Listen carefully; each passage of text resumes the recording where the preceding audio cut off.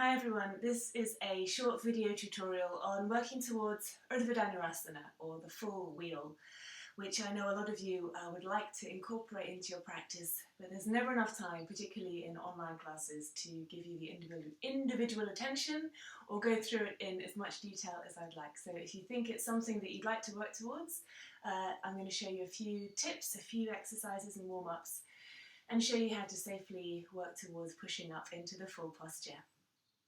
The first thing we're going to do is use these blocks. So if you don't have a similar yoga block, it's sort of the short brick-like ones, you can use a book. The last Harry Potter book is pretty good, or maybe the one just before, or anything similar, a thick dictionary. Lay it down on your mat so that the biggest face of it is down. And then you're going to lie back on it. Your legs can go however they feel comfortable. For me, I like putting the soles of my feet together, but I think that's a personal preference. And as you come back, you want it to be under the back ribs, but your shoulders want to be able to be free. And then let your head rest on the floor. If that's uncomfortable in your neck, you can put something underneath your head. And then we're opening the shoulders over the edges of the brick and letting your arms rest wherever's comfortable. And you can see this is already causing an opening to happen in the chest. And then you want to stay here for 3, 4 or even 5 minutes. It's really, for me, it's really comfortable, really relaxing, and I could stay here forever. If you are already quite open in your chest and that doesn't feel like much at all, then take your block the other way so that it's long ways and you've got the long narrow side, so the spine of the book, for example, and take it long ways and then carefully again lower yourself over it so that it's coming up the center of your back. Your shoulder blades can come either side of it. And again, if it's okay on your neck, let your head rest or hang, and then bring your arms either side. And this again is a really nice opening for your chest. And stay here for, again, as long as you like. Coming up again, be wary of your neck. And then slowly sit yourself up. The next thing is bringing it as high as it will go. So long ways up, which is the, I'm sure, mathematical term for it. And you want to, it's a bit of trial and error where to place it, but it's further down your back this time so that you can really get the opening in your chest. And it might start to feel like too much, but if you can get the block in the right place, again, let your arms go wherever they like. And this is kind of the maximum opening in your chest. Let your shoulders draw down either side of the block.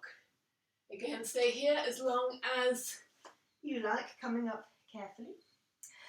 And then another thing to do as well is supported bridge. So again, using this block, you all know bridge inside out, but lift up your hips, take the block again long ways, as high as it can go, and place it under your sacrum. Make sure it's balanced and it won't give way. And it's just, again, a nice way to stretch out your front body and to get the back bend without too much, without being too strenuous. You can bring your arms up over your head as well. That's quite a nice way. Hang out here again. See how it feels in your body, getting used to opening your chest and bending your back. So if you've got a block or something similar, there's some really nice ways to work towards it. If you've done a supported bridge, come down slowly like we normally would. Push your lower back down into the floor for a few breaths. Feels really nice. And then bring your knees in and make your way up to a seated position. So that's a nice way to warm up, or something to practice daily to really get a nice opening in your chest. So in the full posture, if you picture it, you're having your arms over your head. So have a look at what's happening here, particularly in the wrist. There's a lot of wrist extension. So if you lie on your back, you take your hands over your head and you can't get the palms of your hands, so fingers pointing back towards your shoulders. If the palm of your hand, if you can't flatten it on the floor, then chances are you need to work on your wrist extension. So in order to do that, a nice way of doing it, I think a few of you have done this with me a gazillion times, bring your hands together and lift up your elbows. And then keep your elbows up and then slowly bring your hands apart, but keep them as close together as you can without them touching.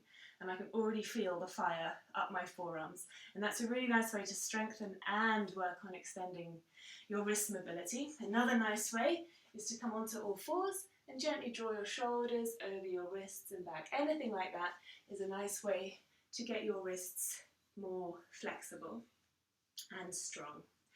Shoulder mobility. So if you, again, picture the back bend, so you're having your arms up and over. So doing things like this won't help you work towards Urdhva Dhanurasana. I mean, it's great for everything else, but if you want the bridge, the full wheel posture, the arms come up and over. So a really nice way to get used to this is to get another book, a large one, Hollywood musicals, or anything similar, something that's about as wide as your chest or as wide as your shoulders. Take hold of it so that your thumbs are on the back and your forefingers are on the front. Lift your arms up, draw your shoulders up to your ears, and then let the weight of the book draw your arms back. So lift your shoulders up and over. So if you don't lift your shoulders up, you can see there's less movement. So bring them up and then over. And then again, stay here as long as you like. Again, this is also working on the wrist mobility. Lift up out of your waist. And again, in Urdhva Dhanurasana, you are opening your ribs out, so you can work towards that as well. And then when you've done all of that, we'll have a look at putting it all together. So all of those things are good to do on their own at any time anyway. So we'll come back down to bridge. Feet, as you've heard me say, the closer they are to your bum, the deeper your back bend will be. But for now, take them wherever feels comfortable, where you can really get a firm, feet firmly on the floor, engage your glutes and peel yourself up into a bridge like we normally do. Tuck your shoulders under and then bring your arms over your head. Palms push into the floor. We're not going to come up into the full posture. So if we're ever doing a yoga practice and we're doing a bridge, you can take this version, arms up and over, getting used to this position in your arms. Most important thing here, draw your elbows in. Hug your elbows in, don't let them open out to either side. This adjusts your shoulder blades and gets them in the right position for the full back bend. Once you've peeled your pelvis up, lift up, your glutes will switch on, but give them an extra squeeze just for good measure. And then push into your hands and come onto the top of your head. And hold it here, elbows in. So if you're doing it along with me, carefully come back onto the back of your head. If you're just watching, there are a couple of schools of thought about resting on your head before you come up to a wheel. You may have heard me say, push up in one go if you can. That's simply because yoga teachers are terrified of you hurting yourself. And when you're in this position with your head on the floor, your neck at full extension and you're taking weight into your head, it's a really vulnerable position, and if you lose control or your weight gets moving in a way you don't expect it to, you could hurt yourself. So what I say is, it is easier to find the posture by resting on your head first, but just be really mindful, breathe slowly, don't panic, and if you feel at all uncomfortable, move slowly as you come out onto the back of your head. So let's come up, so hands over shoulders, palms of the face down. Start by lifting your bum, your hips up into your bridge. Remember, you can stay right here. Push into your hands, hug your elbows in. If you feel you don't need to lift your head up, you can slide it. And then you're resting on your head. Feel free to adjust your arms. Push into your feet. Get used to this feeling. Hug your elbows in. Push into your hands, but don't lift your head, and breathe. Get used to this position. Take maybe 3, 4 or 5 breaths here. Don't lift your head. Slide back onto the back of your head and roll your lower back down and take a moment. So that's a really nice way to wait, get your body used to that position and breathe. So you're teaching your body that position is okay. Breathe slowly, come back out. You can do that for weeks, so you don't have to try pushing up at all. It's a really nice point to stay and get used to safely resting weight on your head. If now you start to feel, okay, I think I've got the chest opening and I'm able to push up, it does require quite a lot of upper body strength, and you'll feel it as you're pushing up. Even if you don't lift your head, you'll feel your triceps. You need quite a lot of strength. So a nice way to build that strength up is chaturanga. So try and hold a low chaturanga, push yourself up and down with control, and you'll gradually get enough upper body strength for that. So let's try hands over shoulders.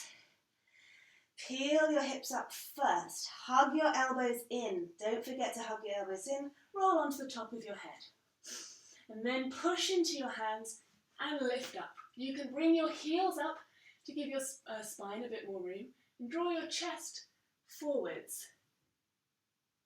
And then take a few breaths, and then to come out, tuck your chin and come onto the back of your head and roll yourself down.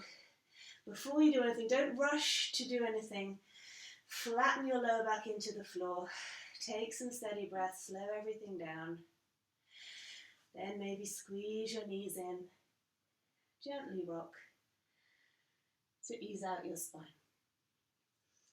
Good, so I hope that was helpful. If you're already happy in a wheel, I know some of you are, so if you're already happy coming all the way up, you can practice lifting individual legs.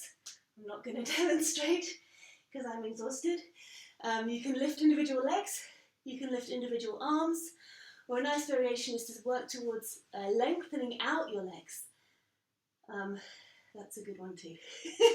Well, I'm pooped. I hope you enjoyed that, and hopefully that will help you work towards Urdhva Dhanurasana.